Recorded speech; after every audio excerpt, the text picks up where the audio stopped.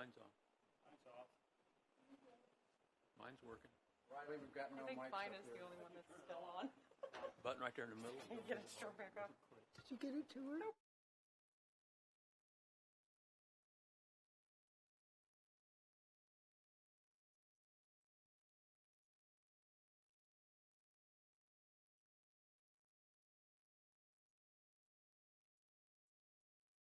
And we're calling roll. You first, Ed. Present. Thank you. Dave Janis, I'm here. Renee Westalusk. Okay, Renee is not yet here. She's trying to call in remotely. We'll see if we get her online. Nick Panzer. Present. Regina Troglin. Present. And welcome to our newest PAC member. Regina was confirmed at the last meeting as a representative residential user of the Searles Water facility at Trona. So welcome to your first meeting. Thank you. West Katzenstein. Present. Lyle Fisher. I'm here. Judy Decker. Here. Emil Anderson. Here. And Tim Carroll. Don Zadiba. Here. Tom Bukowskis, still on assignment with BLM. John Kersey. Here. Lorelei Oviatt. And I see Renee has joined us. You want to announce your presence? You're on mute. Yes, I'm here. Okay. Present. Thank you, Renee. All right, we have a quorum, and we're ready to go. With that, please stand up, and we will pledge the flag. Follow after me. I pledge allegiance to the flag of the United States of America. Pledge allegiance to the flag, One United nation, States. under God, America, indivisible, to the republic for which it stands, one nation, under God, indivisible, with liberty and justice for all. There. We do have the delay. Thank you.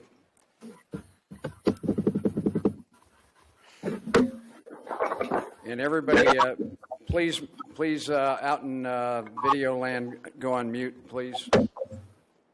Thank you.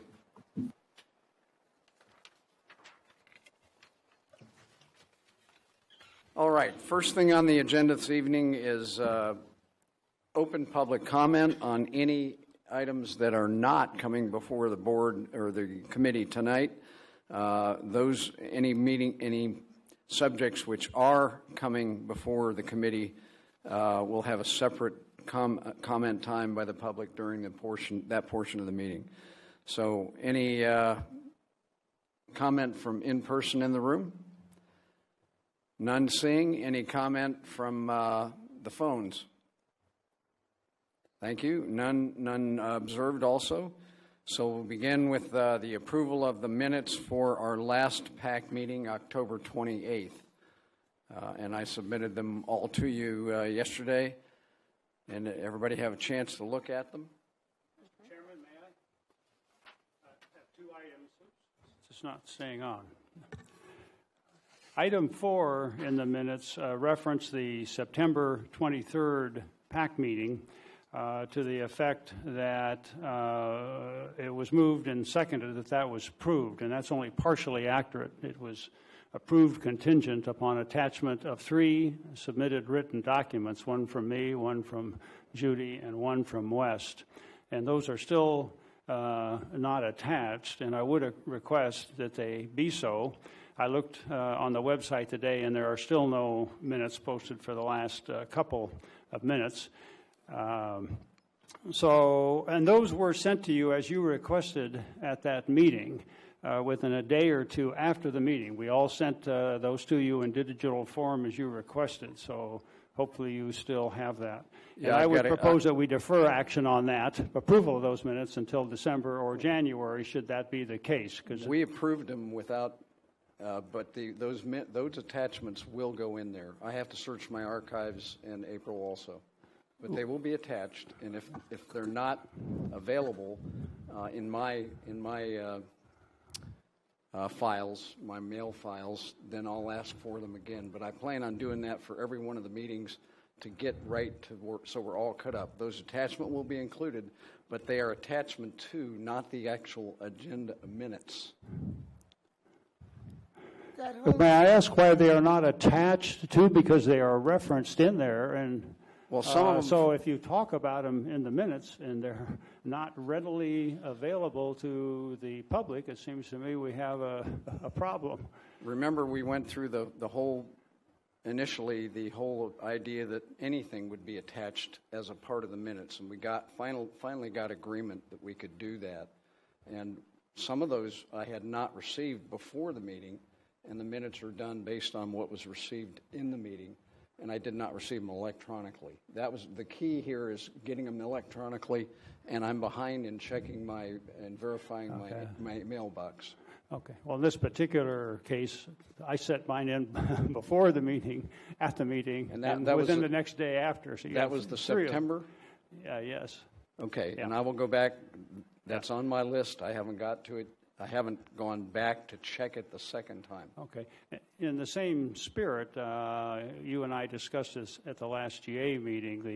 We're apparently behind in posting to the GA website, and I think that's a bit of a failure right there in terms of communication and engagement with the public. I don't know if there's anything we can do about that, but to the extent you have any influence in that regard, it would be nice to get those minutes posted. I agree, and April and I will work on that together.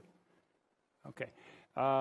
In the same vein, item 6 on the minutes, you referenced the draft report that was submitted, and I'm guessing your answer would be that also will be attached when they get formally filed, wherever that is, and certainly before they post on the GA website. Yes, and April, are you yet online? I am on. Okay, yeah, you and I will have to work on that and ensure that all those reports and PAC member inputs that we have, we either post them right away. Well, we post them right away, and any that we do not have, and that's why I carefully listed them in the minutes themselves so that we wouldn't lose that. Yeah. Is there that they be requested again and then posted. Is there some reason they couldn't be attached when you send them out in advance for approval? Because that's what I'm looking for. I want to read the minutes and I want to see them there. I accept your explanation that they're not somehow technically integrated. They are properly cross-referenced, but I would request that those attachments be sent out. You can label them that way, attachments, and we can Okay, see. that may delay the minutes. I agree with Nick 100%. And I have a question. Would it be more efficient if instead of sending them to you, we sent them to April? Well, I'd asked for them to be sent to both of us. So we do have, right. any that you have electronically, send to both of us. That way we have a maximum opportunity to make sure they're captured. Is it your preference that we not only send them to both of you, but before the meeting, if they're ready? Mine typically are at least a day or 2 or 3 before the meeting. Is that Yeah, that would be preferable if you send them to each of us, and then we can put them together. each being the 2 of you, not the PAC? To both of us, not Yes. the PAC. Yeah, Correct. Thank you, Mr. Chairman. I have a comment on, we're still discussing the minutes. First of all, we need a motion to approve before we discuss it. So I'll make a motion to approve with corrections. Do we have a second? I'll second. Thank you. Again, on item number 6, I believe yes. Under member comments, it does not reflect what I stated at the meeting regarding the handout sheet, and I have it written down here and you can have it, but about the handout sheet that Nick Panzer presented regarding water district replenishment fees. and I stated quite strongly that there was a big concern about other agencies such as the Groundwater Authority interfering with the governing process of another government agency like the Water District. The Water District is responsible for informing their customers about their fees and the fees that are attached that are the Groundwater Authority fees. And it's not up to the PAC, nor is it up to the Groundwater Authority. It's up to the Water District. And the Water District has always been clear and open and available to explain things to their customers. And so I would like the comments I have written down here for you, David, to be added under my name where you have what I said under item number 6. You want to read those to everybody? They can't approve it if they don't hear that. Well, I'll try. I request that the minutes be amended to reflect the statements made by myself under item 6. Member comments.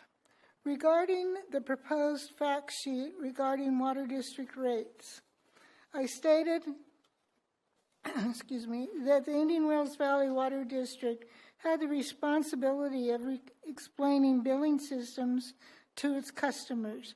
Any interference on this issue by any other governing entities, such as the Groundwater Authority, is an infringement on the right of the Water District to govern. And then I say, please amend the minutes to reflect what I stated. Now, what the minutes say is members Don Zadiba, Ed Imsand, Judy Decker, Camille Anderson, and Renee Westelusk all questioned the WD customer example document with regards to responsible agency questions, WD or GA, in the propriety of the PAC providing an example of for itself. I thought that captured the totality of the comments and more than is actually required by minutes. And if we want to get down to documenting each person's statement, that is somebody else can be doing the minutes. I just want to speak up. This is Renee Westelusk. I totally concur with David Janis. The minutes are not supposed to be a recording of every single word said at a meeting. Okay? He captured the gist of the bulk of the intent of those members. And I can't see us spending hours and hours amending the minutes to get all these people's comments exactly perfect. We don't have that kind of time. We've got more important things to cover on this agenda. It's not useful, although I agree with David that he did pretty much capture it, and if he posts the comments that I wrote, they will be there. But there's a tendency to, not just here, but other places, to lessen the impact of what was said, and that is a big concern. If we're going to have multiple agencies here stepping on each other's toes, this whole affair is not going to go very much further. So I'd like input from the other members about accepting Judy's amendment to the minutes. Any other thoughts? I move that we keep the comments as they are in number 6. And if Judy wants to write a special addendum or paper and have it posted on the PAC web page for, like this meeting or the last meeting, and then people can read that. You already have a motion before the floor, Mr. Chairman. I'm aware of that. Thank you.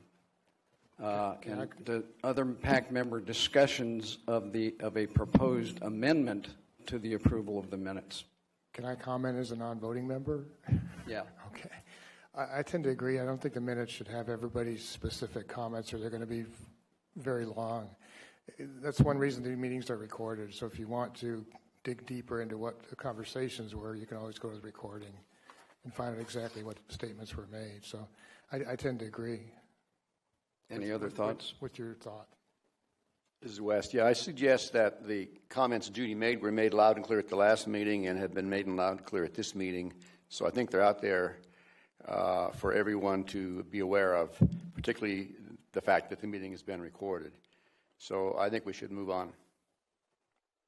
So any other comments? I would Judy, I'm sorry, Regina, go ahead. I would actually agree with the group on that for the most part, when I read over everything, I watched the meeting, of course, from my home last time, but having a more generalized statement of kind of what was going on, I understand where Judy's coming from, that her comments were a little more pointed during that meeting, so maybe keep that in mind, maybe going forward, but not on this issue right now. Thank you. So Judy, can you state what your motion is, or amend it? State what. Well, you've all said you don't approve, so we'll leave it as it is. So you moved to approve the minutes. I have moved to approve the minutes and asked to have my comments. It wasn't part of the approval process. It was part of the discussion process where a person such as Nick asked to have things added. I also asked to have this added. Okay, yeah. So the motion, it was a discussion process, and we're confusing a little bit the two processes because it was seconded before you had that part of the discussion by Regina. But the motion, as I understand it, based on your comment right now, and what I thought I heard during this was you were moving to approve the minutes with Nick's comments about adding the specific documents from individual members as attachments and ensuring that we get them included in all the minutes. But were you adding specifically that written comment that you read to us to that motion? No. Okay. Because that's my understanding is that is not how it is done. My understanding is that under the parliamentary procedures for public agencies, you are not supposed to discuss an item that is going to be brought for a vote before a motion is made and the motion is seconded. Then you have discussion. Nick actually jumped the gun in that regard, but that's okay. We all heard him. I will leave it as it stands and review what I brought to the table at last month's meeting, and if I think it needs to be stronger, I'll add to it. Thank you, Judy. But again, on my part, and on the part of other people I've talked to also, there is a current concern for what I have just stated. Thank you, Judy. So taking those comments and the comments of the committee into account, two things. Number one, I would say with regards to parliamentary procedure, we generally follow Robert's rules, but for this committee, and we have stated this publicly, we try to be a little less formal to ensure the dialogue, and that is why I didn't object to Nick immediately commenting. But so I think what we have is a motion to approve the minutes, seconded by Regina, on the floor. Yes. Any more discussion? Yeah, just a quick question. Is there any reason Judy couldn't bring a written statement and to this? Well, she could provide her current statement to be added to the minutes for this meeting, or if she wanted to bring something more comprehensive, yes, she could bring a more comprehensive document to the next meeting. So I would think she could follow that process and have an opportunity to get her document posted as well. Correct. Theoretically, anyway. Okay, so are we ready for vote? Yes. Okay, Ed Imsand. Aye. Dave Janis, aye. Renee Westalesk. Aye. Nick Panzer. Aye. Regina Troglin. Aye. West Katzenstein. Aye. Lyle Fisher. I have to abstain since I wasn't here last month. Judy Decker. Yes. Camille Anderson. Aye. Okay, that's our voting members. Thank you. And with that, we're on to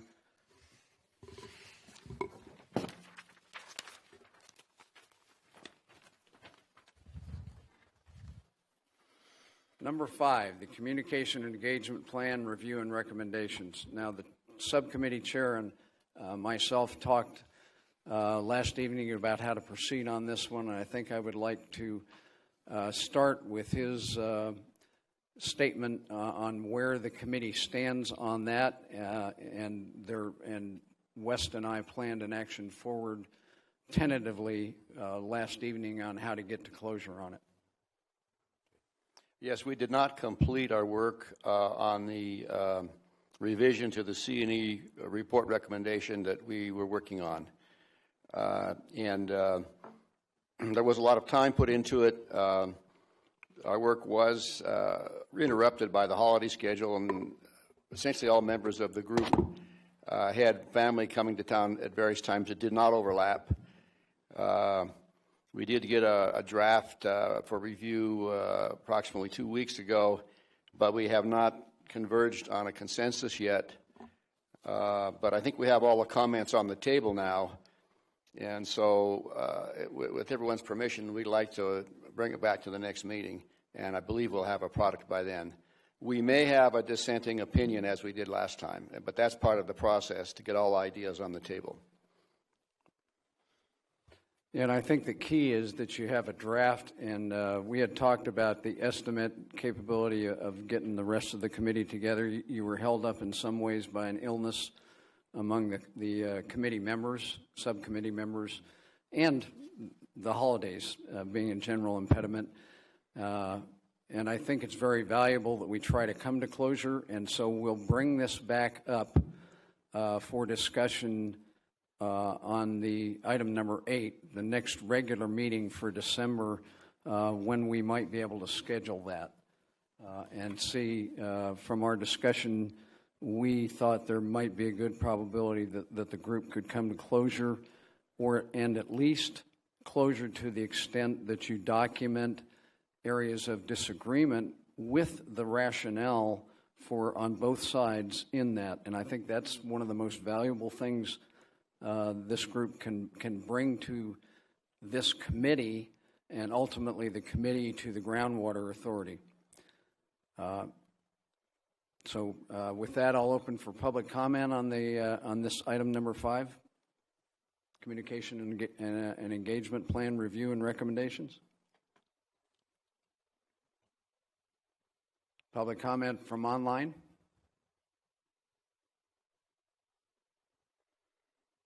Not seeing any comment. We'll go to item number 6, first draft GA schedule review and comment.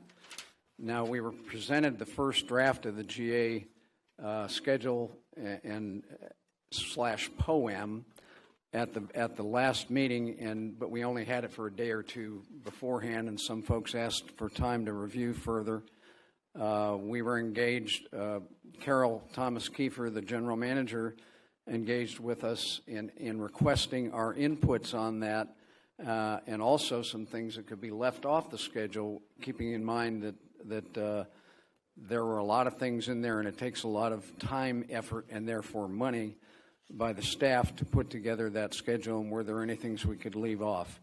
Our individual comments were due back to the Groundwater Authority staff, Carol Thomas Kiefer, on the 10th of November, the last Groundwater Authority meeting, And what this item is on the agenda is to illuminate any further comments for the group that we had.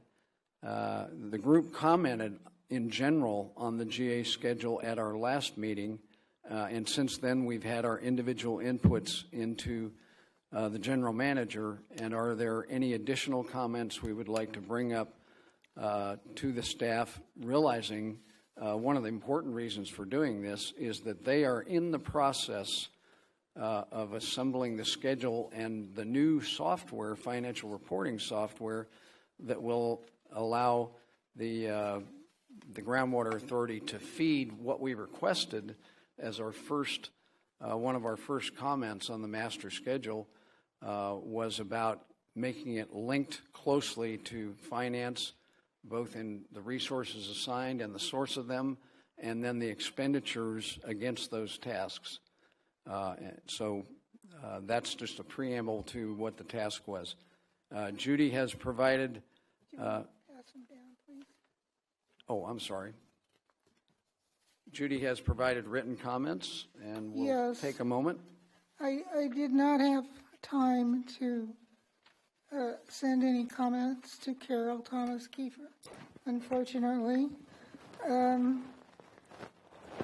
I believe Nick said it well in one of his emails to the subcommittee. This is a really top-level schedule here. The issue isn't just finances. It's far more than that. I have not personally been involved in developing a poem, and I guess I heard that we're not supposed to use that term. But what really needs to be done is a plan. First of all, the plan needs to have the ultimate goal. And the ultimate goal is, in fact, groundwater sustainability in this basin by 2040. And that needs to always be kept in mind. I want you to know, if you don't know, that I served on the Indian Wells Valley Water District Board of Directors for around 17 years. I've been on the Eastern Kern County Resource Conservation District, which is a public board, since 2012. And I know how boards operate. Their intentions are always good, but sometimes they get sidetracked. And this is something that is easy to do. And I look at the schedule, and I look at what's happened, and I've made these comments here for you to think about and to see if you think that you should go along with it. It's not just money, although money is a prime concern, because every single project that is listed here or on any other board that's a public board is using public money. And you always have to be aware that it's nice to tell Stetson, gee, don't you think we should have a policy on XYZ? And he says, sure, and punches the time clock and starts writing. That's money. So we need to step back with this. I really appreciate what Carol is doing with regard to trying to straighten out the finances and to create a path of what has happened and is what is supposed to happen with the money. That is absolutely important, but that's not the whole. As I see it, that's not the whole process that needs to be done. A plan needs to be created, and inside that plan, you're going to have goals for certain areas. And you're going to take that, a project, for instance, and say, okay, who's going to do this project? It's going to be consultant A. And we're going to take a look at that project, and we're going to say, will it meet the goal that we want for that project? And what's the timeline? And how much will it cost? And it's reviewed periodically to see if it's on track. That is what is really important. All those things. And so while money is important and a schedule is important, the schedule that has been presented by Stetson is very top level. It has things on it, quite frankly, I've not really ever seen before. That's okay. It needs to be broken down into more detail. And it's something, in my opinion, that is not just for staff to do. It's something for the GA board to get involved in. And this is a criticism, but I'm going to bring it up. It's a remembrance for all of you. The TAC and the PAC have reviewed the shallow well mitigation plan at least 3 times. I don't think it's done yet. That shouldn't be. It should be caught before then if there are problems.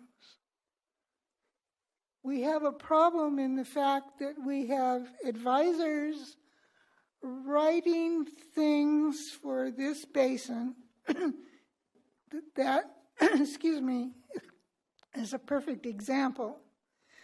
They live in the city, they've never had their own well, and they really don't understand the situation.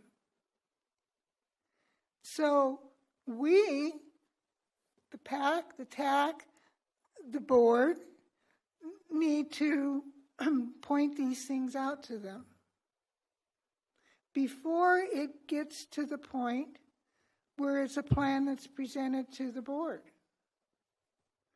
I think that's all I have to say. Thank you, Judy. Other comments? I have to kind of agree with what Judy's saying, too.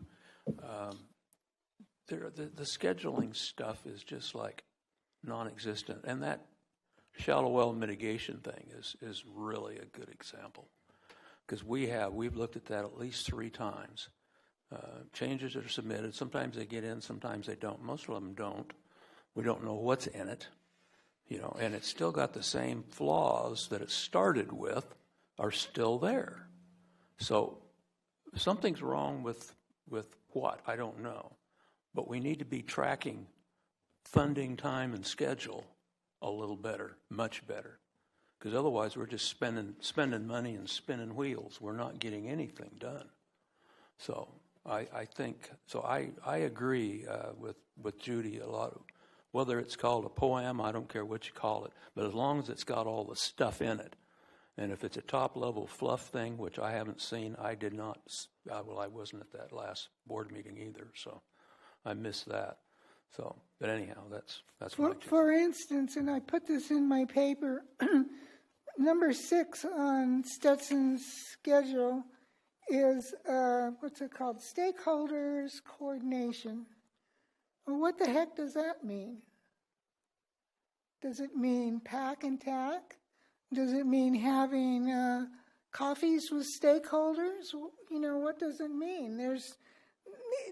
I realize that Stetson did this maybe more as an example to show what it might be, but they need to be, they're the ones that are getting the bulk of the money, and if you look at this 3-page document, they're on the first 2 pages, and there's just a little bit on the last page, just not even half a page.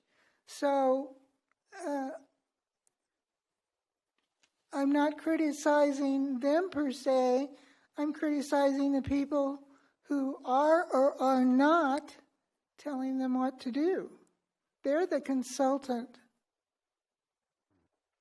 Yeah, I would add that one thing that was presented to us at the last meeting was that this was, in fact, exactly a first cut upper level, and that there would be a lot of details below this that would define things such as that stakeholder point you brought up. but they did want our inputs and comments. It was sincere in the questions I got from the staff as to what, wanting to know what kinds of things we wanted to see at what level in the document, and keeping in mind, as we stated at the last PAC report and at the PAC meeting itself, that as we go deeper into this, all that it costs additional funds. In other words, to go down to deeper levels of detail, especially in some functions that have a lot of variables involved in them, like the marketing, consulting, engagement with lobbying efforts, et cetera. And there are some uncertainties involved with that. So Carol took a good list of our comments last time. Some of them have been stated again here today forward, and and she requested that we review this and provide additional comments on the 10th. And I believe that these comments will add additional force that we are reinforcing with perhaps a little more detail today. I will say that the subcommittee, which I sit on also, it's the one thing they were in a unanimous agreement about was that much more detail needed to be put into this plan. We called it a poem because they knew what it was.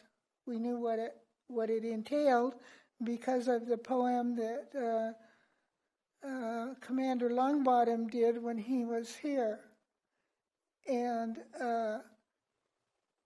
that was easy in a sense because it was so very specific.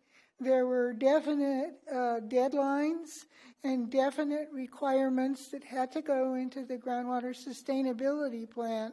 This is more difficult. I fully acknowledge that. But 2040 is only 18 years away, guys and gals. Every year the clock ticks over and it gets another year closer. So, and I will point out that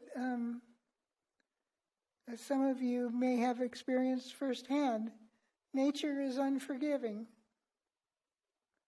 We have a limited water supply. We need to move forward. Any other comments? Yes, I'd like to sink a few words in if I could. First of all, I agree that there needs to be more detail in this. And I was thinking about, I don't know, is Carol on, is she listening today, do you know? No, Carol has out-of-town family in town coming in. April is here to cover the staff responsibilities. Okay. Yeah, it's occurred to me that there's really two types of tasking. One is kind of the general tasks, but those tasks are there to manage the specific focus tasks that are going to get the job done for us. And those specific focus tasks need to be defined. They need to have time limits. We need to have expectations for deliverables. And there will certainly be linkages between various tasks that get the job done. And so maybe the poem Longbottom had was too complicated for most people to be comfortable with. But this is too general. It occurred to me that a starting point is, when I used to write things like this, is whenever there was an item listed as a task, I wrote a paragraph saying exactly what it is. If you can't write that paragraph, it shouldn't be on the sheet. So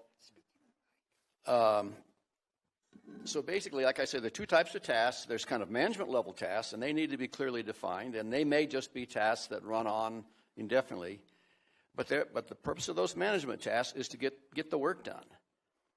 And we have a lot of specific, focused, get the work done tasks in front of us and going on right now, in fact. An example, finding water entitlements. Another example is moving forward on looking at what the infrastructure is going to be and what its costs are going to be to import water if that's the way we end up going. So there are a number of focus tasks, and they should be on there, and they should have man hours and people assigned to them. And they should be on the Gantt chart. And to me, that's the best mix, and it's not there yet. But I want to echo Judy's comments that Carol was kind of handed the dirty end of a big stick. We all know why it got dirty. It was kind of an ad hoc financial tracking that went on over the years as we got to where we're at now, and it's time to clean up the dirty end of the stick, and she's taken it on, and I want to thank her for what she's done. And I just think the planning needs to get more focused, as I've described, and as Judy and Lyle have described. And that may not be something that's her job to exactly define those subtasks that have to be done, but it needs to be more structured than it is now. Thank you. Thank you, West. Other comments? Yeah, I have a comment. This is Renee Westelusk. Can you hear me? Yes, Renee? Yeah, I don't know. I like the poem Commander Longbottom had for, the beginning of the GA and getting to the sustainability plan. And I think we should have something similar to that. But the one thing I liked about his poem was that he had it spelled out what tasks were for TAC, what were for PAC. And I think our main concern as a subcommittee should be, what are our tasks in this? And there needs to be more detail, like what are we responsible for in this poem? Because it's just a general thing and it doesn't break down, except I did see 4 assignments for the TAC, but 0 for the PAC. So all this other stuff, administering the groundwater sustainability plan and getting all these big projects done, that's not the mission of the Policy Advisory Committee. We're supposed to be tasked with reviewing policy and other things maybe related to those projects, but I think specifically we need to have it spelled out on this poem what our tasks are and what the tax assignments are. And I don't think we have to be worried about the whole poem in longevity, because Carol just did a 3-year increment for right now, 2022 to 2025. I'm fine with that. I just want to know what the PAC has to do during those next 3 years. What are we supposed to be responsible for? That's my comment. Thank you, Renee. Other comments? Regina? I know, me being the new one, but I would definitely agree with Judy. I've looked at that document after the last meeting. It's missing substantial details, in my opinion. Dealing with, constructability issues and all kinds of things, I'm not unfamiliar. Poem was a new term to me, but I've seen schedules and this one is lacking, regardless of kind of what field you happen to be in. There's just so much missing within that document. For myself, just as like a general layperson looking at it, there's not enough there. It needs a lot more work and more detail, and I would agree with Wes that if you can't write a paragraph for it, which I just had to do for an internship last week with 20 items, having to write those paragraphs out, and if I couldn't come up with the paragraph, then it gets kicked off the page, or you need to relook at it and redefine it, or break it down further if it is too big, because sometimes that can happen. And being more hands-on, like Judy was kind of pointing out, of us getting involved and looking at these things, and the TAC looking at these things, and the board looking at these things, and actually being a part of it, rather than just having staff do it, passing it off, basically passing the buck. I don't necessarily like that term, but that's almost what it looks like, and it's looked like for a substantial amount of time now, is we need to stop passing the buck. It needs to stop at these committees, whether it be the actual general board itself or the PAC or the TAC with, okay, this is what it is. Because I agree with them. The shallow well stuff should have been done, over with, finished on the second review. Have a pre-review, final review, and you're done. It's good. We're solid. Because we're spending multiple meetings on these same issues over and over and over again, and there are bigger fish to fry. This happens to be a very big fish, and it's going to take a very long time, but I would like to see, going forward, it's going to take Stetson probably a bit of time to get there, but within the next couple of months, maybe put another one out with some more detailed pieces so that we can take a look, maybe not necessarily at a meeting, but we can have our own side comments to them and let them know, hey, no, this one may be a little more tweaking. So that would be my input on it. Thanks, Regina, and your comments as a new observer, but an observer somewhat in the past also are valuable. Just so you know, this group did, in fact, all of us agreed as a committee that it needed much more detail. And Carol expressed, yeah, we knew that. This was a starting point. Also, additionally, I would say the links to the financial portion and where the monies were going to what tasks, at what levels, was dependent somewhat on the software program that they are bringing over from their other agencies that they have supported elsewhere and tailoring for this agency. And that was one of the reasons that Carol requested our inputs, was as they assemble that and get it to the point where it can be exactly what all of us actually brought up at the last meeting and are reiterating at this meeting. That's a process probably over the next couple months, I think, to make that happen. But at the start of it here, April, can you make a comment on where we are with getting the financial reporting software up online and starting the more detailed process? Yeah, so we're still in the very early stages of that. It's going to take some time. We have to have this, obviously, the starting number to put into that system. So we're working backwards and going through all the deposits and banking statements from Kern County and really trying to make sure that we get that number down to the penny. And the software itself, I obviously everyone knows I do work for RGS, and I do support another groundwater up north, and I do some of the processes through that software, and I know that it took them a few months to really get it up and going. So I'd say, it's so hard to put a number on it, but we'll be up and running, next year sometime, hopefully within the first, I'd say, 5 to 6 months or so. Obviously, that accounting software was adopted in the most recent budget, so we've got the good part started. And now it's just doing all the legwork to get us there and have the report ready available. And April, I would say it was my intent coming into this process and learning about the software that we were requiring use for and adjusting for this basin, that it was from the starting draft, very draft, top-level schedule we saw, my intent was to work with the staff to try and identify when we could bring interim products at the next level into this group in a productive fashion so that it doesn't delay the installation itself or the implementation, yet we have the visibility for us and the public and the staff overall. So I will work with staff, Carol and April specifically, to talk about when, and the water resource manager who's doing a major part of it, Stetson, when we might see the next progress that it's making towards it, and perhaps have a chance to weigh in additional guidance and tweaks that this committee would offer.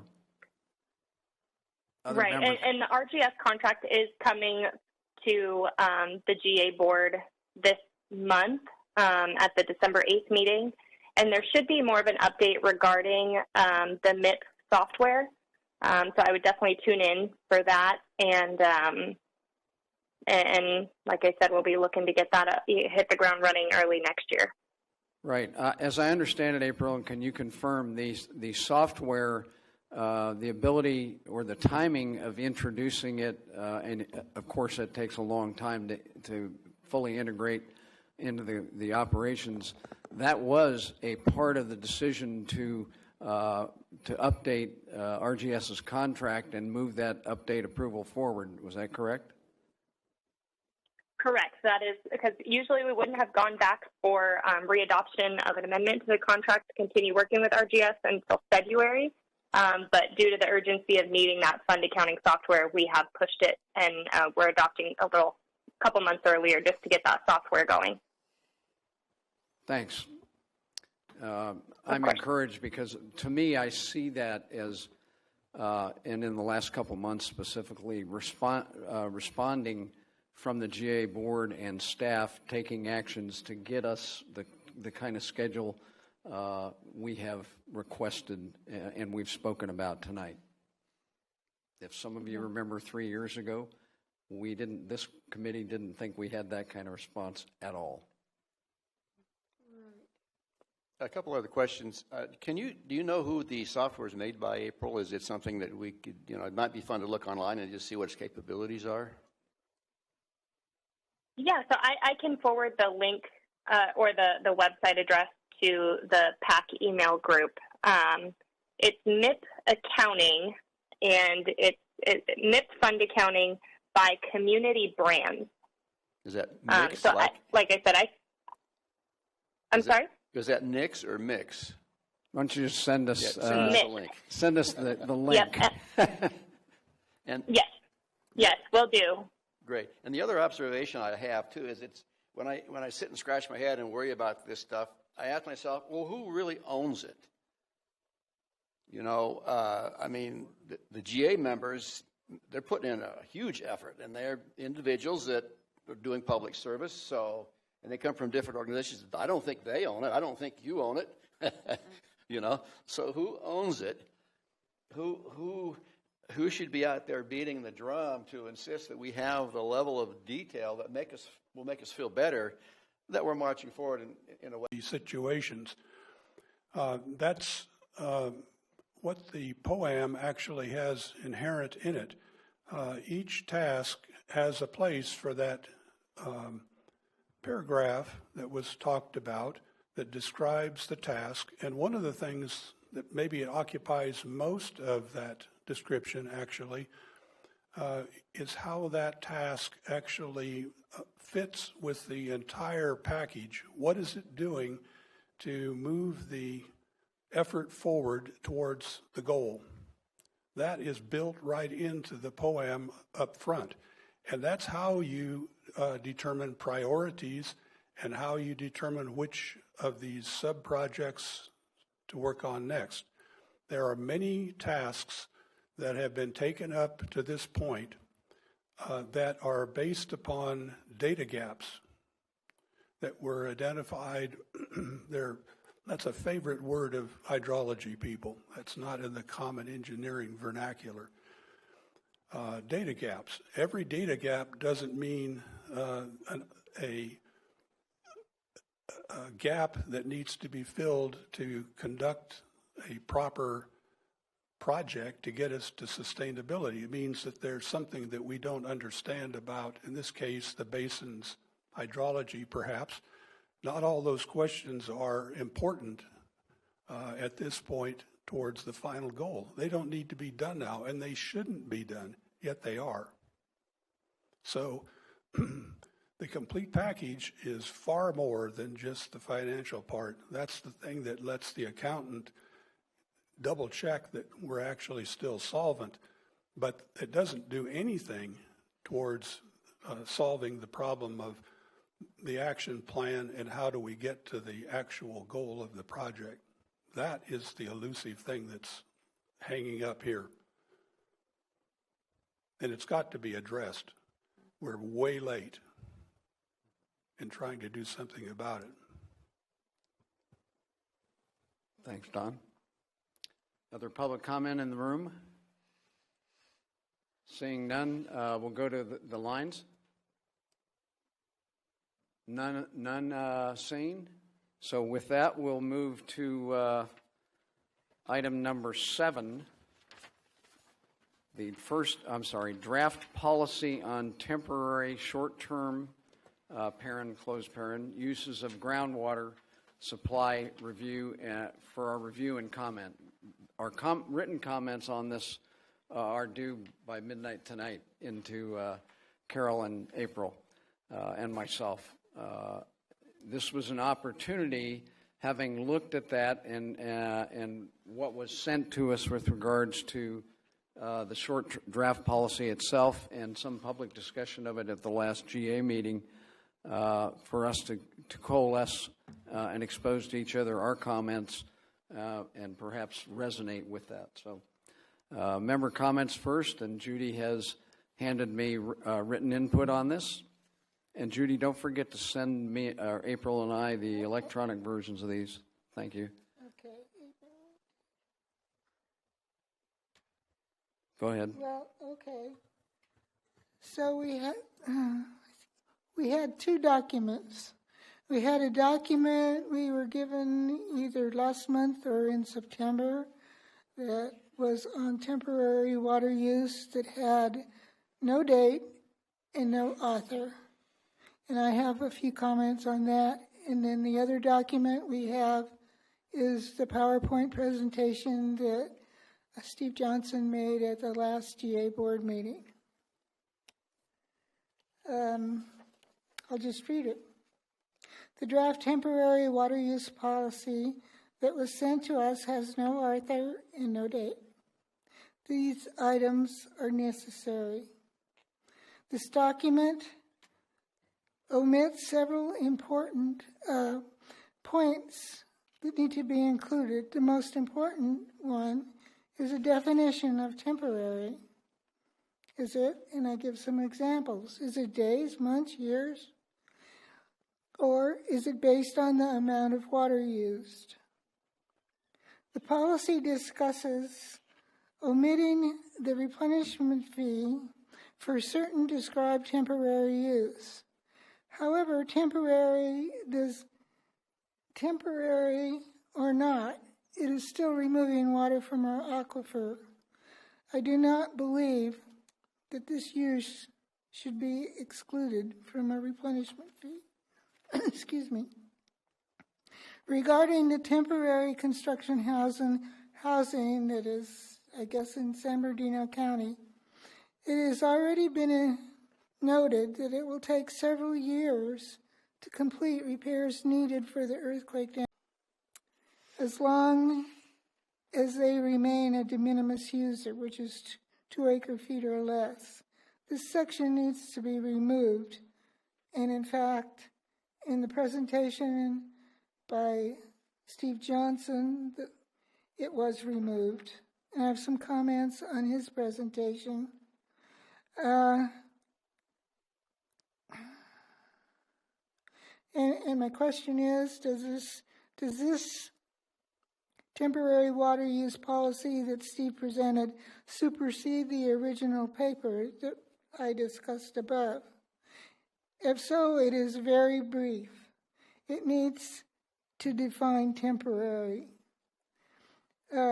Should a time limit be included? Should there be water usage limits applied after given the number of units of water is used on a replenishment fee that is charged? I guess I've reached my time limit, huh? The use of requesting a waiver that would be judged by staff and board on a case-by-case basis is an invitation for abuse by individuals and entities. Clear guidelines and requirements need to be established before the policy is adopted. I also have a comment in here because there was a comment about not charging the fire department, and I can understand why that was there. However, the fire department is fully funded by our tax dollars, and I believe the replenishment fee does need to be charged. And while I don't have it written here, I note that the water district, the Indian Wells Valley Water District, has a comprehensive emergency and temporary water use. I presume that they would still be allowed to use that document. And again, however, the water that is used, it's pumped out of the aquifer forever. Funds are needed to pay for imported water in its infrastructure. So, Judy, is your position that there should be no temporary use that suspends fees? My understanding from Steve is that this document was in fact requested by the water district.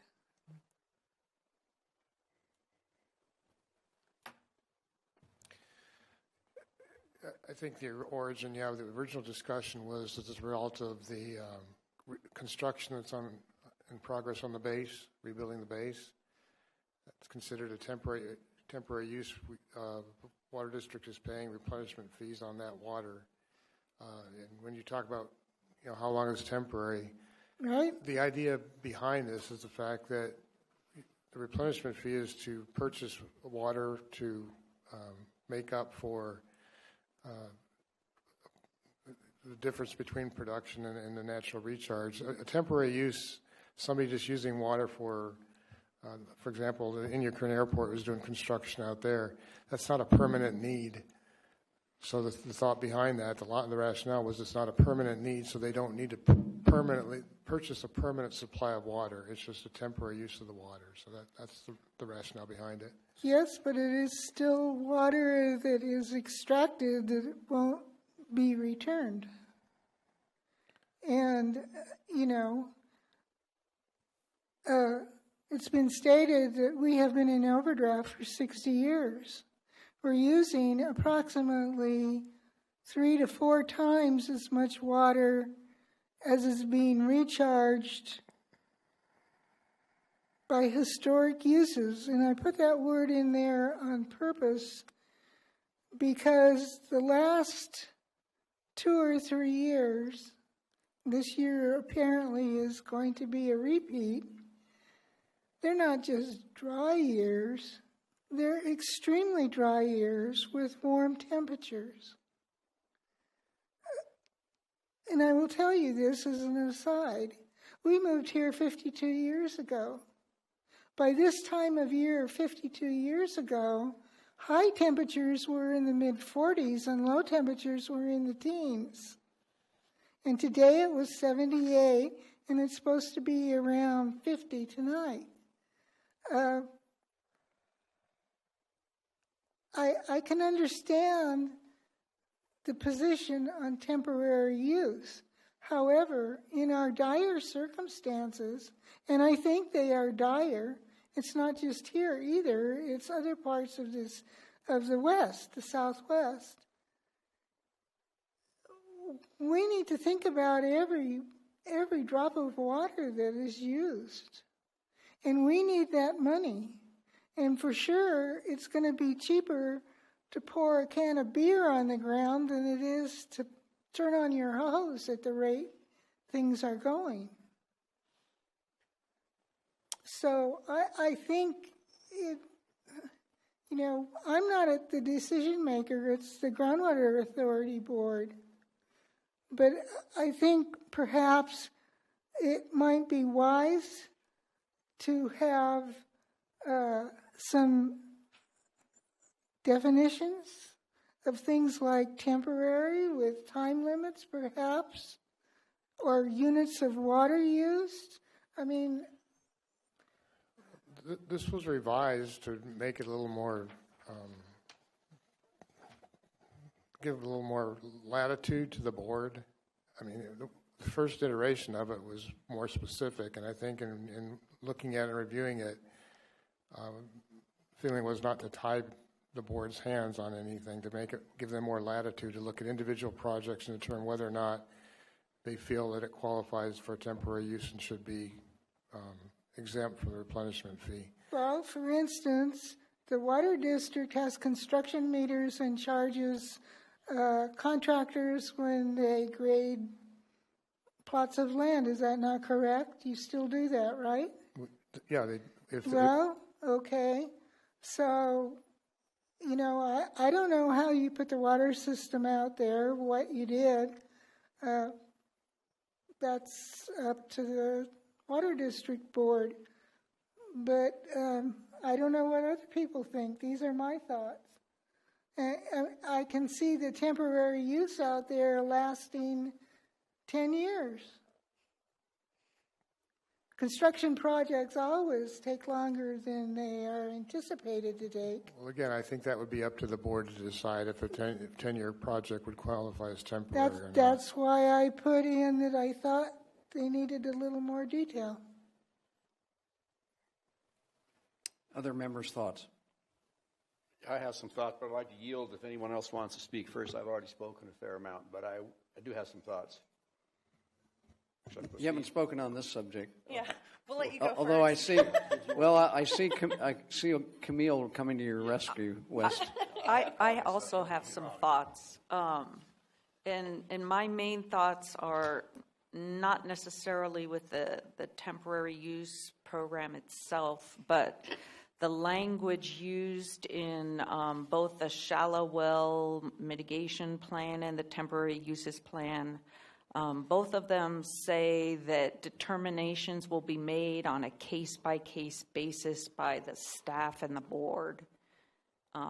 Case-by-case basis, I agree completely with Judy, leaves a lot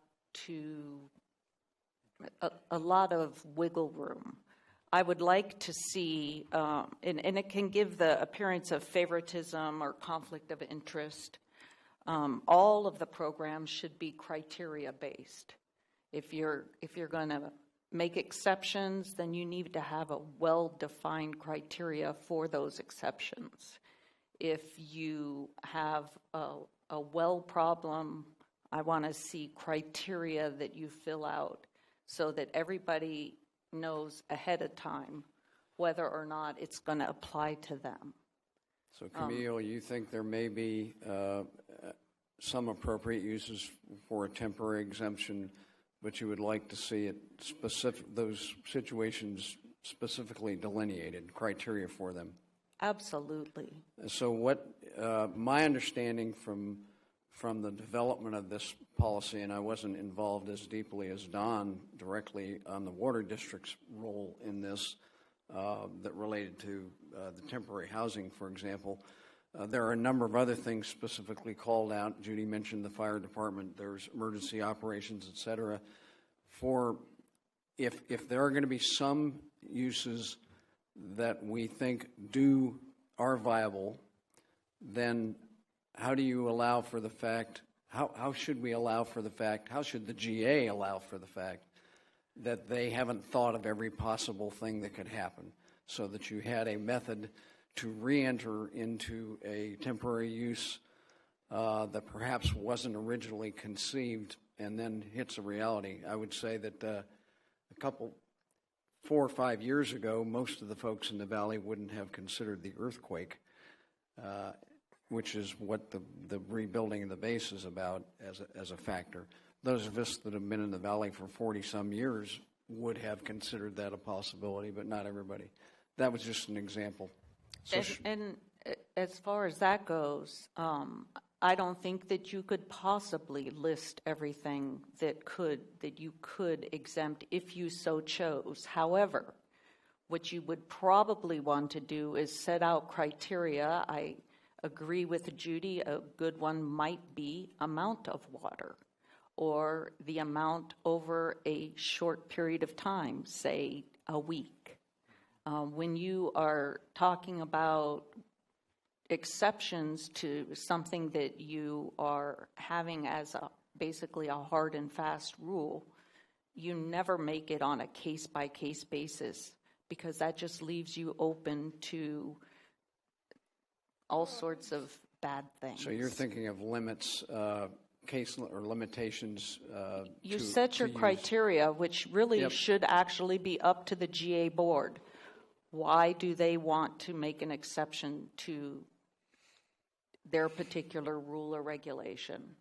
Yeah, And once they've decided that they want to make an exception, then they should have a list of criteria for that exception. Okay, so... But the same thing with the shallow well mitigation, case-by-case basis. What if somebody's neighbor is on the board or something, and for some reason their well goes dry and they get preferential treatment compared to somebody else, or that accusation is made? When you make things on a case-by-case basis, you leave yourself open to all sorts of accusations of favoritism and conflict of interest. I generally agree with you. What I was trying to get to, and I think we may be closing on it, is for those of us that think there may be viable temporary uses of the water, how do we ensure that that they address something that wasn't foreseen? And the example of putting limits on it and minimums and maximums very much might fit into that. So in our comments, I'm thinking that might be a part of one, that they've got to be this is too loose as written, both of them. Absolutely. And I would agree with that. And so some of the previous objections they had was that it was too tight. And we're looking for the porridge that is just right.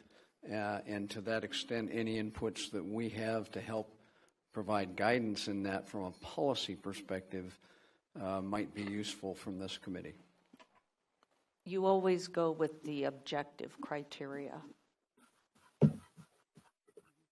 Well, again, I'll repeat, I think the original document was over 4 pages in the intent, and I will say the Water District's legal counsel was the primary author of the document. The intent was to pare it down, make it more simple, provide more latitude for the board. So you can't anticipate, as already been mentioned, you cannot anticipate every single case that's going to come before the board. So to try and put that into a document and say, 2,000 acre feet or 200 acre feet or 1 week or 1 month,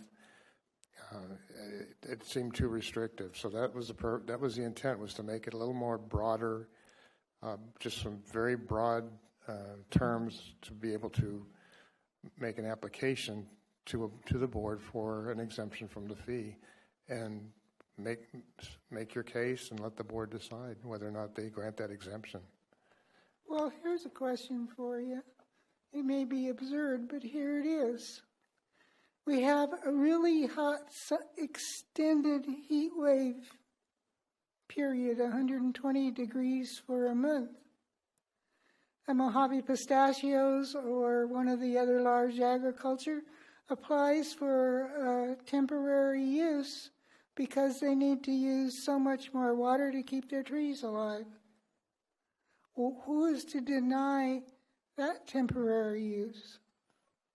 That would be up to the board, but I would think that's probably not a legitimate claim. I mean, we're looking at the two specific cases that brought this to light were, again, the housing, for temporary housing, and the construction at Inyo Kern Airport, the rebuilding of the runway out there. That's what initiated the need for this policy. And there were other things that were thought of. There were, the shopping center development, the Walmart development in the past, things like that, again, are temporary use, that doesn't necessarily require that you purchase a permanent supply of water for that particular project. Yeah, I'd like to make a couple comments. It's occurred to me that I think that any water that's used beyond the recharge, we should pay the fees.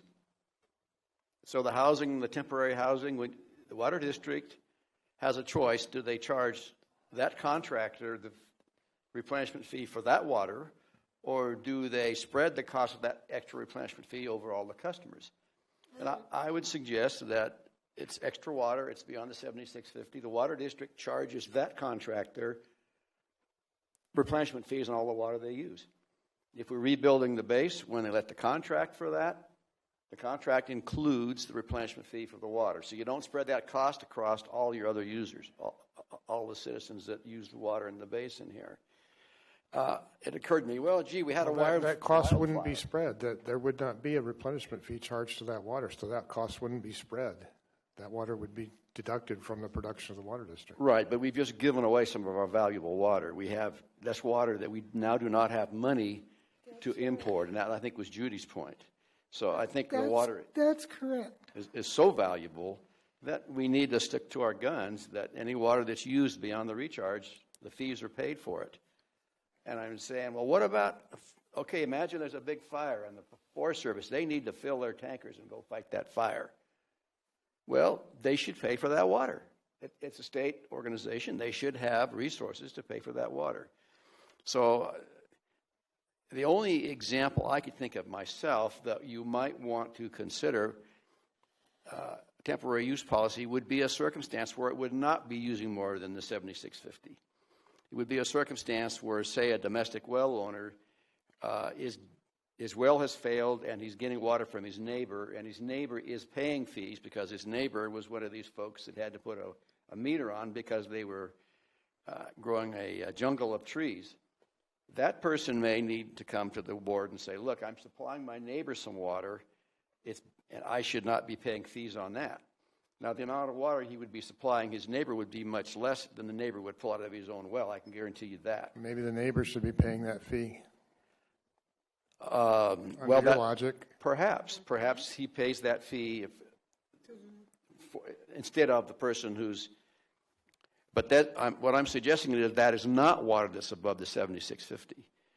If a person, I've helped two of my neighbors when their wells went out. I give them a garden hose. Say, don't water. Don't use my water for your irrigation. Use it for health and safety. And that's the nature of supplying water to your neighbor when a well goes out. So my only point is, say I'm one of these guys that's paying fees because I needed to put a water meter in because I was using so much water on my 2.5 acres. If I had to supply my neighbor with some water with a garden hose, I'm going to say, look, I'm supplying a little bit to my neighbor, and he's using much less water than he would have been using because he's not irrigating.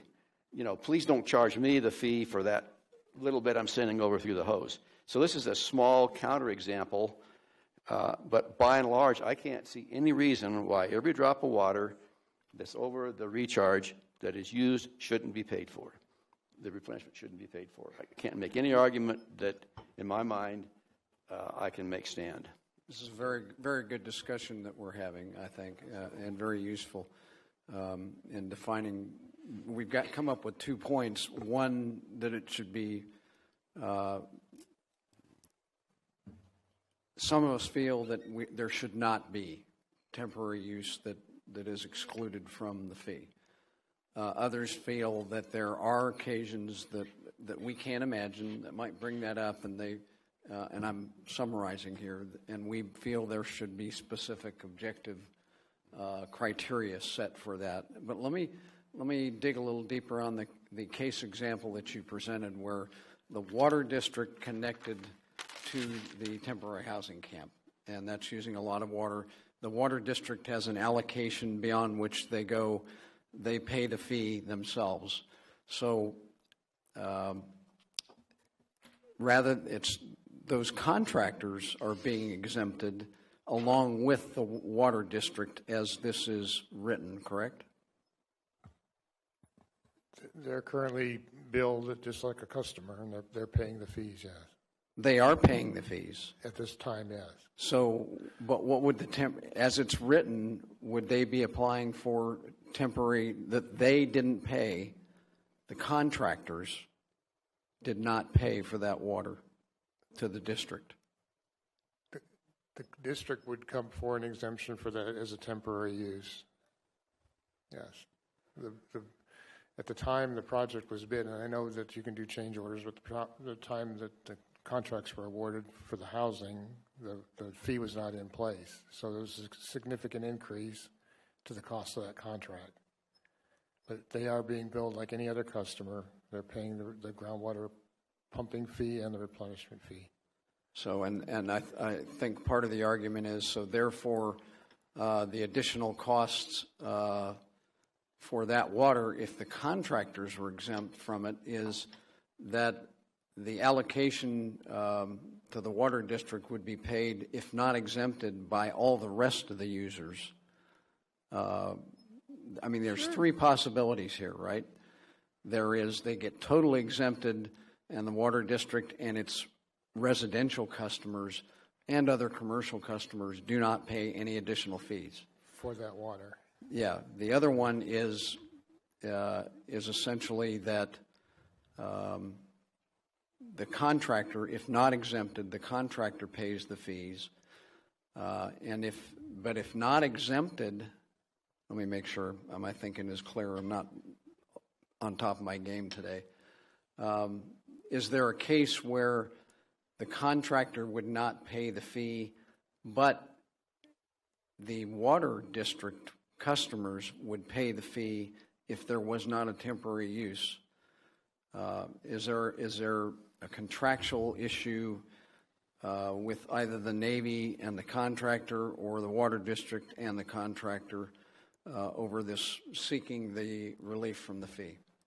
No, I think I believe there's only the two options. It would be, as you first stated, that there was to be an exemption granted and they would not pay the fee, nor would that fee, any fee for that water be passed on to the Water District customers, or they would not be granted the exemption. They would pay the fee like all the other customers do.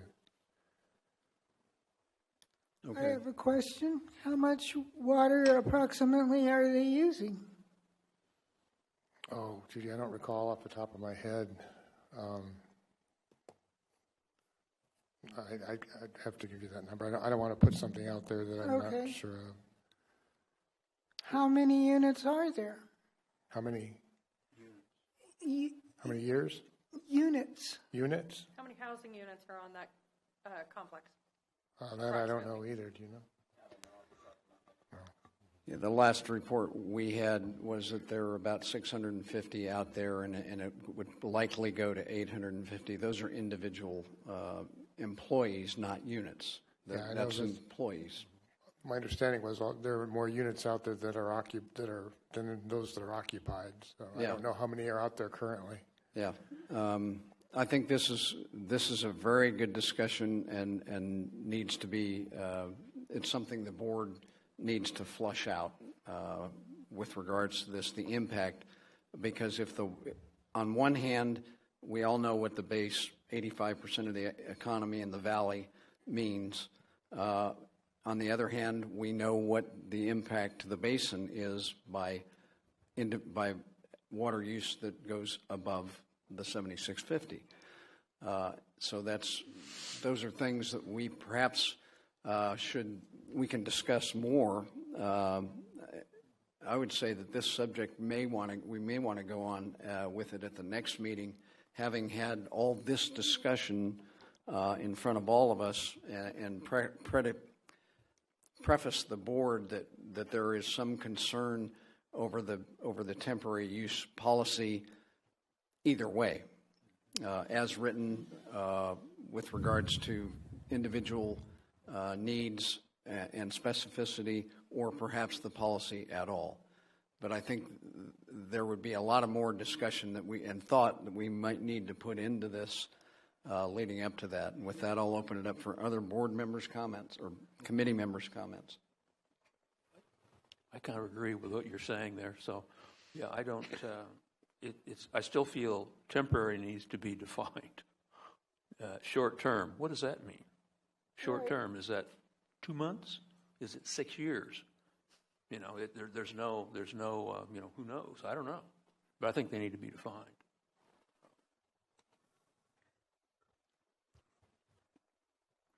I think this issue has been addressed. Back on June 7th, I sent this memorandum to Johnson, Helsley, and Steele, a copy to you, Dave, to April.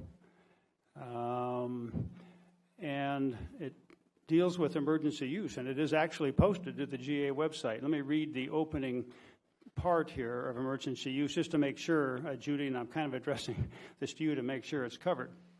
The water in question, that's the waived water, must necessarily come from production that exceeds the pumper's allocable share of the Navy carryover.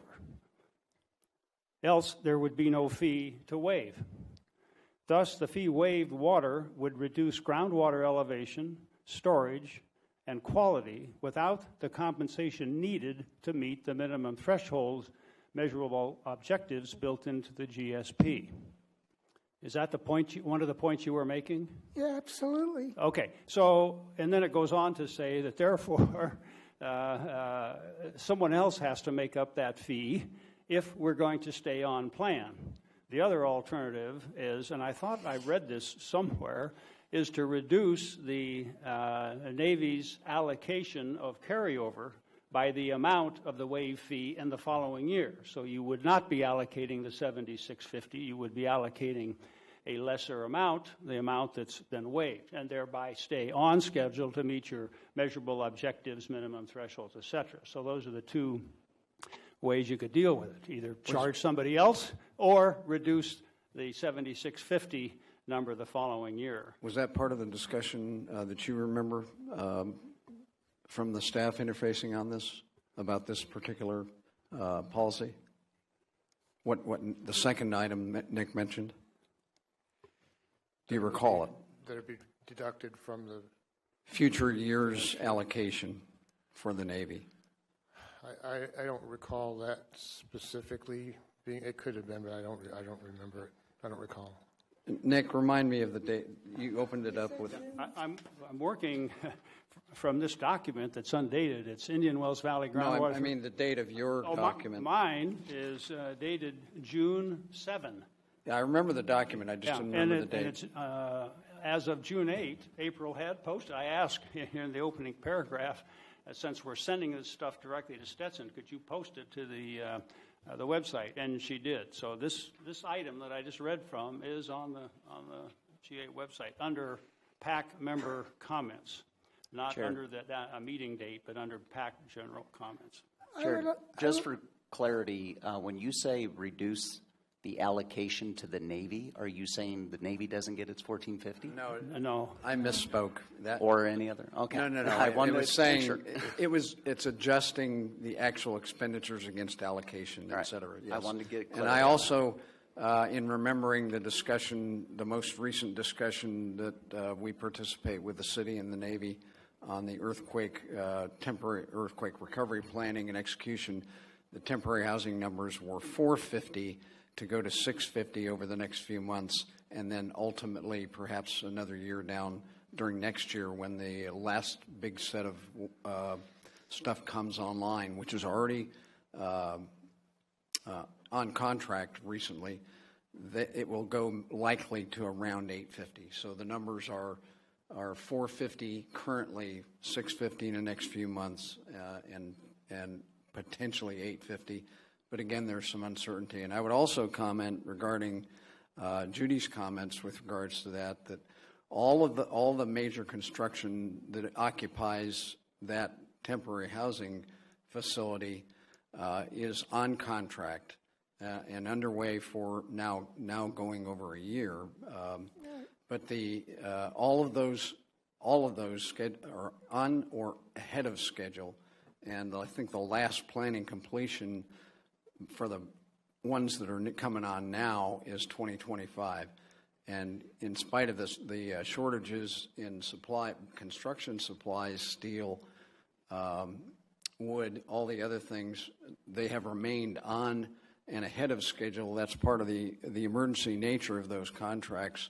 So they're lower risk than the normal construction government contract, if you will, and the team's doing an amazing job of execution out there. So I don't think, on the other hand, that this is an open-ended, it's not going to be 10 years, for example.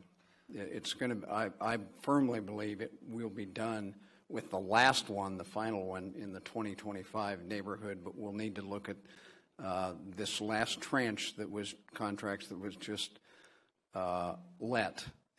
will develop their schedules, but there's a national focus on maintaining the schedule out there, and the contractors are incentivized to do that because the base capability needs to be returned.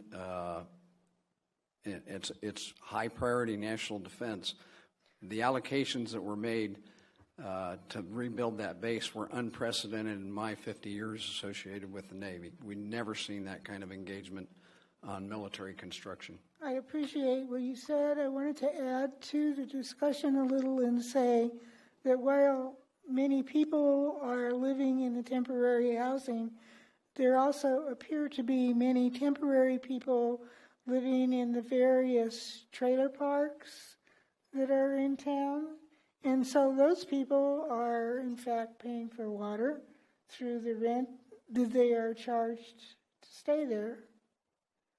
I agree.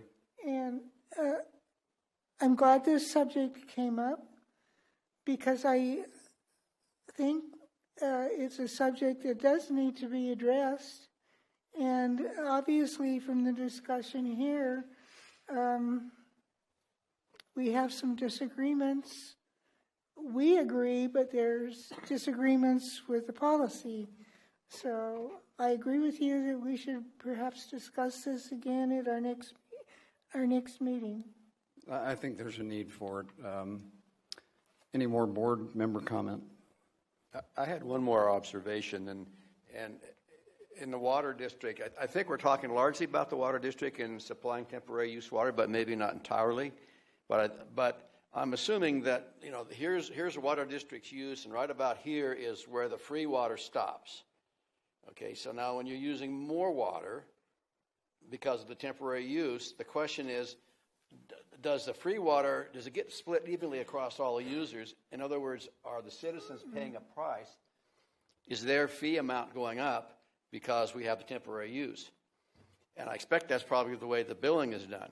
Now, an alternative might be to say, look, for the temporary use, okay, we're adding some water below threshold, and the temporary use is going to pay 100% fee for that water, and we're not going to ask the citizens, the remaining people in the town, in the valley, the remaining customers, I should say, we're not going to ask them to pay more fee money.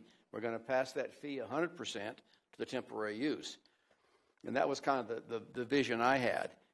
And that's going to be a problem that's going to occur anyway as the city grows. The water district is going to use more and more water that they have to pay for. The question is, does the burden of that extra water get passed on to all the existing users or customers? Or, in other words, you see what I'm saying? Well, I'm laughing at what you're saying because this is an issue I brought up years ago at the water district, that in fact, why didn't they develop a policy whereby new customers had to pay whatever you want to call it, an alternate water fee? And that, of course, has never happened.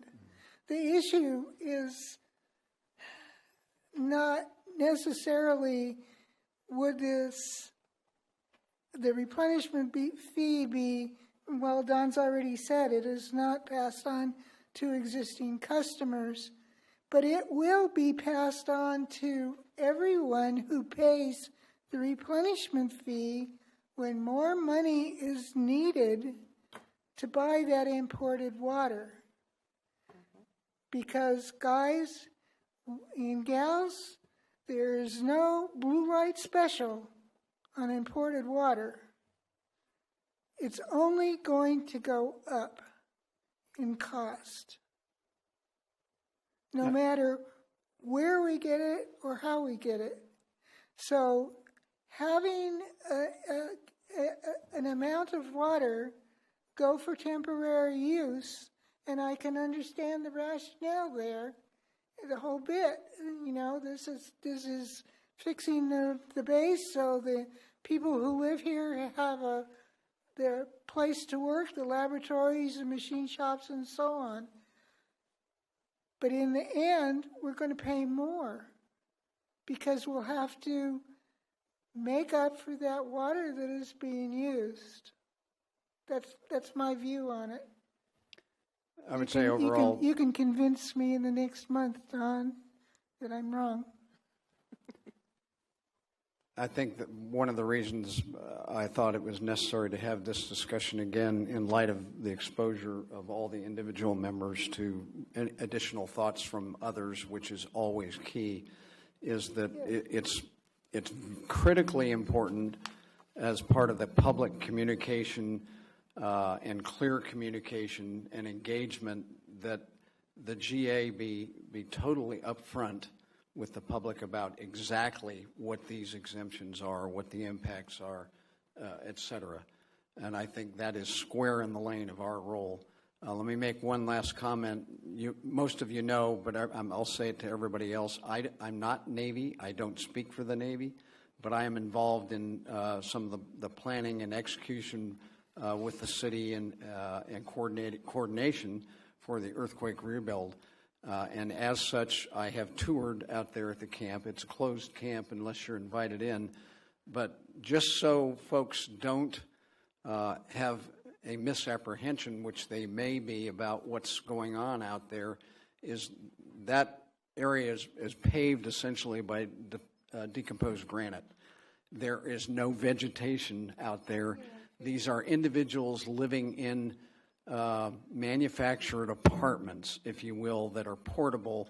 Half of them were towed in from one of the big fires, and I have a senior moment, I've forgotten the name of it, but you would all recognize the name up north, and put down here. So they are sparse units. I mean, inside they're nice if you're a bachelor or a bachelorette, perhaps, but there aren't sprinklers running out there. There aren't horses being fed and crops grown, et cetera. It's a rather austere layout from the standpoint of water usage, just to reassure you a little bit. So we're not talking about huge pumping going on, but any use of water over the 7650 needs to be fully explained and rationale presented, and potential criteria for qualification discussed and exposed. I think that's extremely important just from my viewpoint. I know, most of you guys are aware because I represent Trona. Let's say the water district in this regard gives a pass to the Navy, right, for their construction project. Well, the water district gets a pass from the GA, but because there's no criteria right now, San Bernardino wants to redo, let's say in 2 years, downtown Trona, which is still decimated. But they get denied, even though the same criteria would technically be the same. Even, the money's less, it's not the Navy, but we all know how sometimes things can get perceived. And without proper criteria and setting these things in line, my worry as a resident from Trona is I personally have seen it in the past. While it's not intentional, there is a bias towards things that go on in Ridgecrest versus what goes on out there. And it's not a purposeful bias. It's just one that kind of comes up. And I'm not pointing fingers because I think we all have it. I'm from out there, so of course, I'm going to get a little bent sometimes on things. But, having these things more framed out, and me personally, I think we need to come back to this discussion, whether it's in December or even in January, and have it kind of laid out more. I understand why the document was stripped back. I can't understand that, to give more leeway, but that leeway is way too far. Way, way too far. The fact there's one in there for leaks. Most of us, I think, are homeowners. When my water main blew at my house out in Trona, I had to pay for that water, regardless. It wasn't my fault. The water main was very, very old. I just bought the house. I'd had it for less than 2 months, and a water main exploded. But I have to pay for that water. So a leak doesn't exempt you from things as a normal person. So why would it exempt a larger user? Those are things that I think need to be discussed more in depth, especially if we're going to say, okay, you don't have to pay this fee, but you over there do. It needs to be very tight. And I mean, I can understand why the board may want it to be more loose so that they could have that. But, as just a normal resident having to pay for these things like most of us do, we don't get a pass. So why should others? It needs to be fair across the board. And with that 7650, that's a hard number. I don't think the number's moving anytime soon unless we magically get all this rainfall. So I don't know what the policy of the Searles Domestic Water Company is, but if you're a customer of the water district and you had a leak like that, you could apply for an unanticipated use claim, and your bill would be reduced. The excess water from your normal use would be charged at Tier 1. So you would get a break. I don't know what Searles Domestic Water Company does. every place has, their policies, and, that's great, but you have to pay for it. Somebody's going to have to pay for this. And exempting things that we all know, as just citizens of this area, whether you live in this valley or in the Searles Valley, nothing is free. Money doesn't grow on trees. This water isn't just going to magically fall from the sky in the next 20 years and recharge the entire basin. We all, I think, have kind of come to that realization. As hard of a pill as that was to swallow, we're not getting rainfall to the areas that we used to. It's just not going to happen. So exempting, a large, massive leak may not be fully appropriate. waiving the fee for temporary construction for the base, but not waiving temporary construction for a housing development. That could be seen as kind of not fair. So that's what I'm saying, why it may need, I think we should come back to this and have much more in-depth conversation and a little more outlined of where we're going with it. Thank you. I'd like to hear from the public. We can bring it back to the board for any comment if there is additional comment after that. So, public comment from in the chambers here. John Decker again. I didn't introduce myself before, so the tape recorder doesn't know who I am. I don't think there should be any temporary use exemption. The 7650 is not free water, in spite of the fact that people think of it that way. It's fully obligated. It's the water that belongs to the various parties that actually have water rights in this basin. And if you talk to those owners, they own the rights, they don't own specific water, but in an overdrafted basin, we can actually pretty well describe what those parties are entitled to, and we're working on that in the courts right now. What I'm describing here is that there actually is a legal aspect to the decision that you guys are contemplating. That water is not something that can just be distributed according to some policy. There is a legal component. I just described it, and I won't do it again. Actually, various of you have touched on it. Nick, in his description, was coming very close to it. I think it would be useful to write some criteria down. Go to an exercise for all of you. I've already done it. The TAC looked at this a month and some odd ago also. And that was my comment then, is that there is no relief. We're up against the limitations of our groundwater, and the imported water is a potential solution. The groundwater is worth every bit as much as that imported water. It's not free. Thank you, Don. And you may have jumped the line from Josh there. I couldn't get to the mics quick enough to stop you, but. Pistachios. So just real quick, because I know it's getting close to 7. In my mind, you should just exempt the water district from certain categories for charging its customers for natural disasters, emergency services, maybe even hospitals, schools, a couple other potential things. But that doesn't mean that doesn't get paid for. I think that the GA should maybe task Capital Corps or someone to go after. I'm sure there's a bunch of state money, there's a bunch of trillions, right, being spent by the federal government. Perhaps there's money that the GA could get and have that set aside in a pool so that for earthquake relief, whether it's in Trona or in the basin itself, that gets funded. In my mind, maybe hospitals, schools. To use Judy's example, on a hot day in July, Mojave Pistachios will not be applying for emergency relief. I promise you that. But maybe senior centers get exempted for July and August from paying the fee. But again, it's not that the fee doesn't get paid. It's that the fee gets paid by the GA through a grant program or even a charity program or something where the burden's taken off the water district from being there saying, well, I'm going to have to charge you and then we're going to have to decide if we get paid back or not, because you guys have to pay the GA no matter what, unless you're exempted. So that's in my mind. Maybe there's 500 acre-feet a year that goes to the hospitals, emergency services, and temporary housing or whatever, or even to Trona that gets exempted.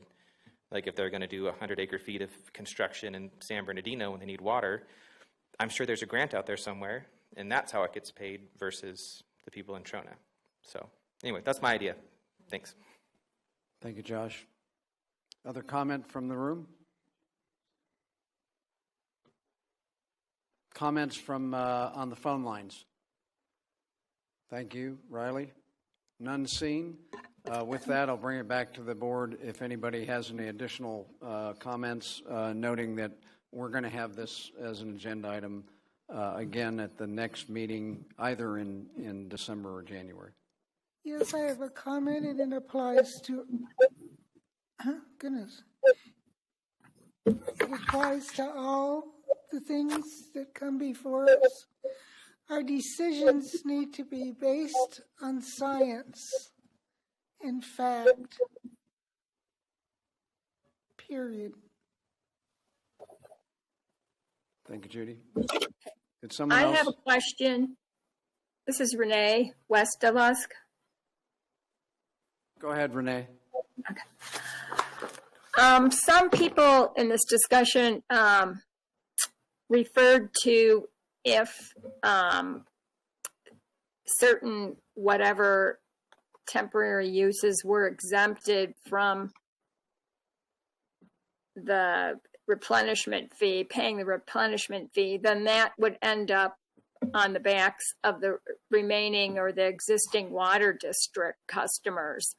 And it was brought up, I think, by Nick Panzer at the last GA meeting about giving credit to those water district customers the following year for having to bear the brunt of those extra replenishment fee. How would that work?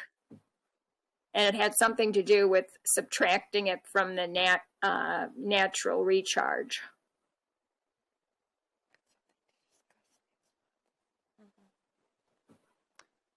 I would think, as Judy just mentioned to me, that we could add that into the conversation at the next time we take up this agenda item, because these are all items that are coming to mind with more complete discussion about this policy, that if this group up here of us, the Policy Advisory Committee, and those stakeholders that we represent, if there are questions in our mind about that and the disclosure to the public and the rationale behind it, we talk about communication and engagement. This is perhaps one of those key essential type areas where the GA needs to be crystal clear as to why they're doing things, what the credit for it, or criteria for it are. Is there potential for additional monies to cover this, as Josh mentioned, or is that not a viable option? All those things need to move forward and be discussed before the GA has a firm policy that goes forward on this, in our estimation.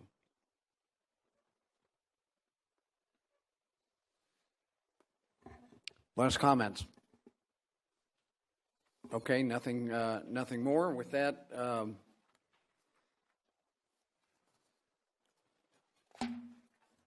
we're up for our next regular meeting schedule, and I've got in front of me the schedule for December. The GA itself meets 8 days from now. That really leaves us, and the week of the Christmas week and the subsequent week between Christmas and New Year's is not a good week for almost everyone, for a variety of reasons. So it looks like the only opportunity, in my opinion, that we may have for a meeting to discuss the primary purpose would be the communication and engagement plan. And the secondary purpose would be for that meeting, because it's going to be during the holidays, would be the discussion we just had. Might be the week of the 13th. That's a terrible week for me. The Water District meets on Monday. The Resource Conservation District Board meets on Tuesday, and have another meeting on Wednesday. Yeah, and before you interrupted, I was going to point out a couple conflicts that I had with regards to that. Chair?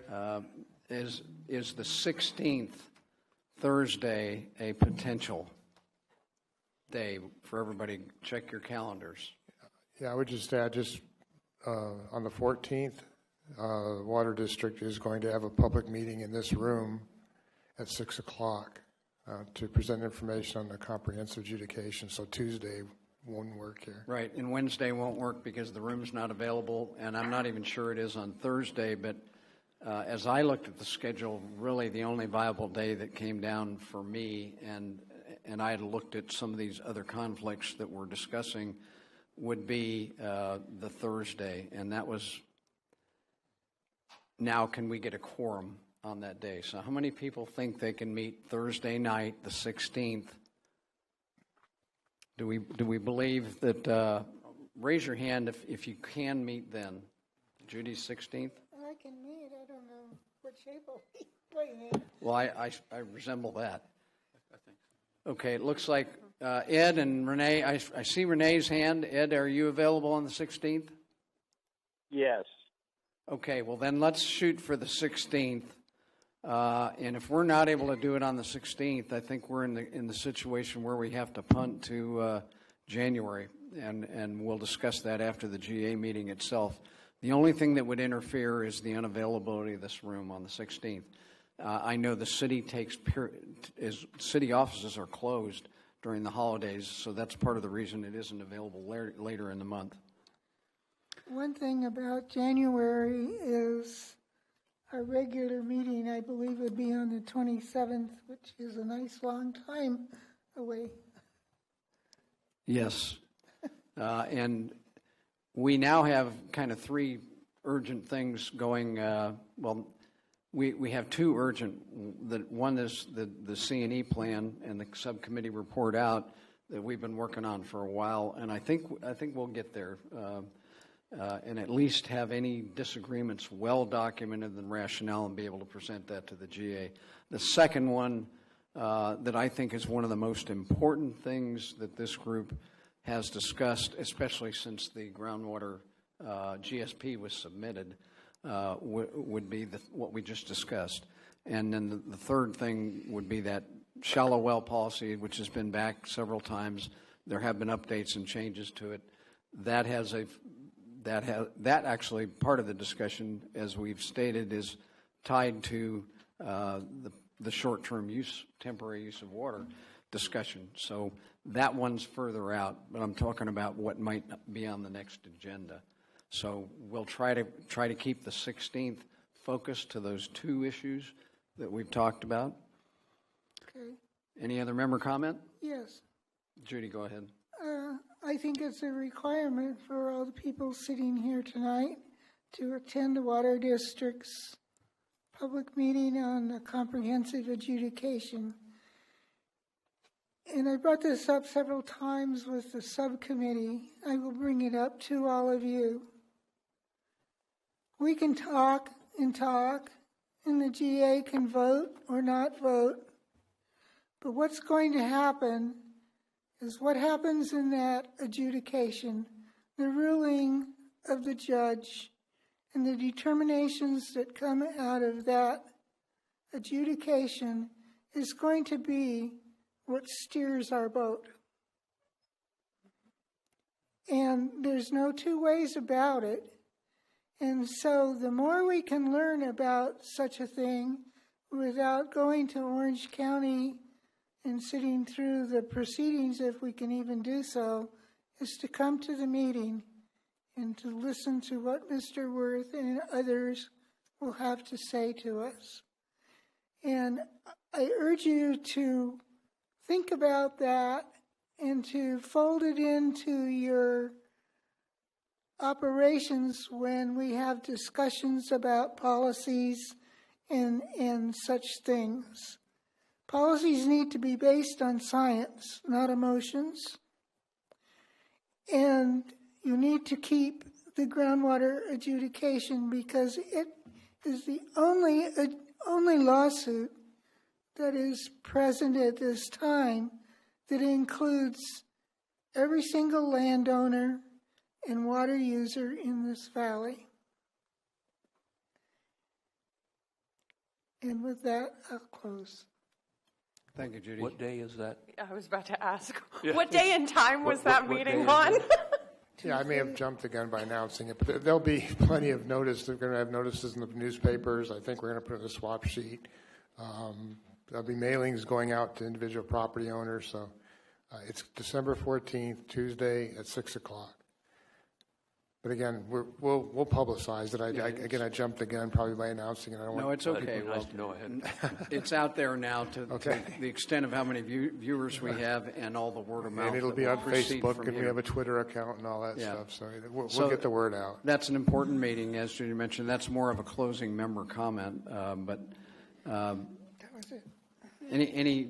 do we have audience, public comment from the audience on the schedule for the next PAC meeting on the 16th of December? Do we have any comment from the phones?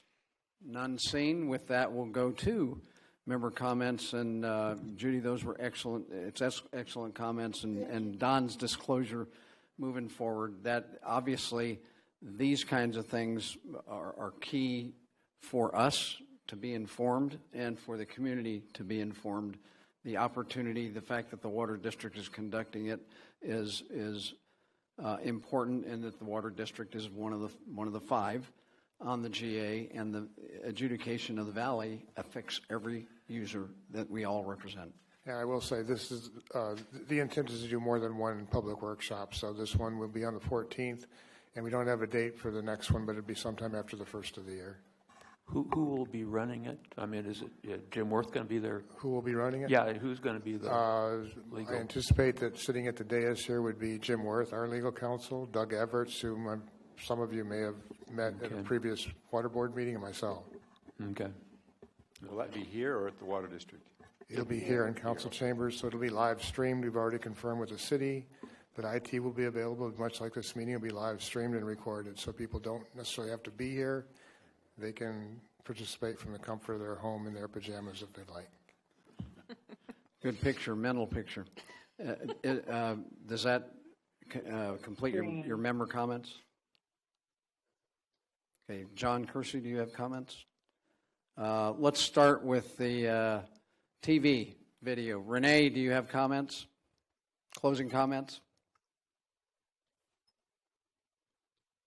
You're on mute.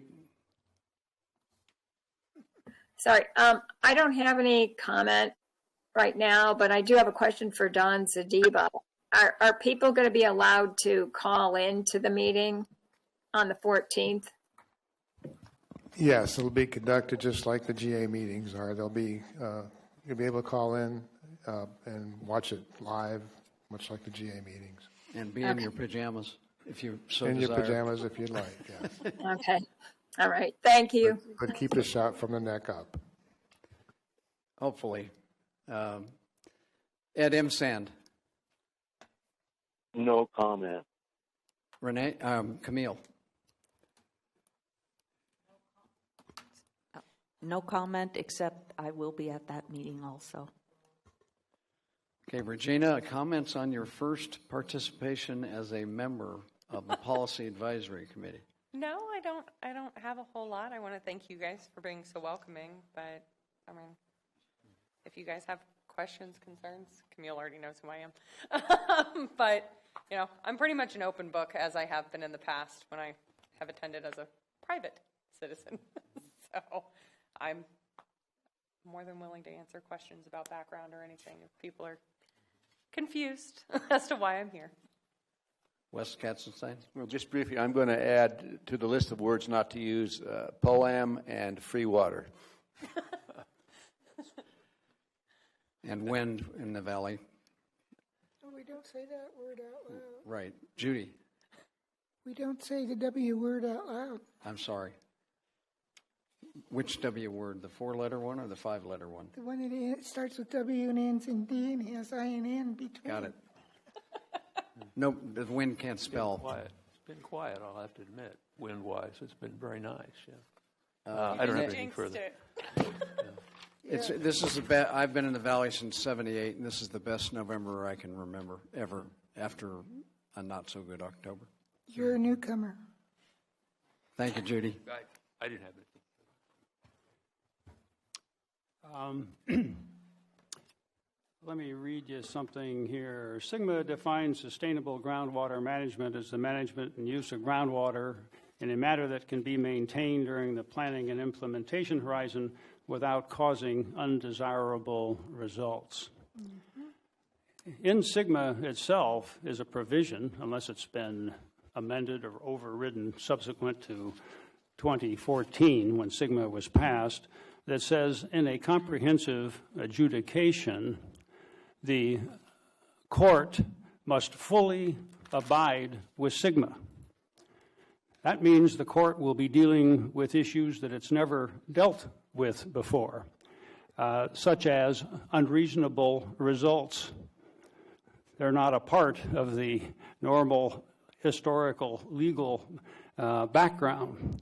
So I only mention that because I've always been intrigued about how this is going to unfold when and if someone does file a comprehensive adjudication.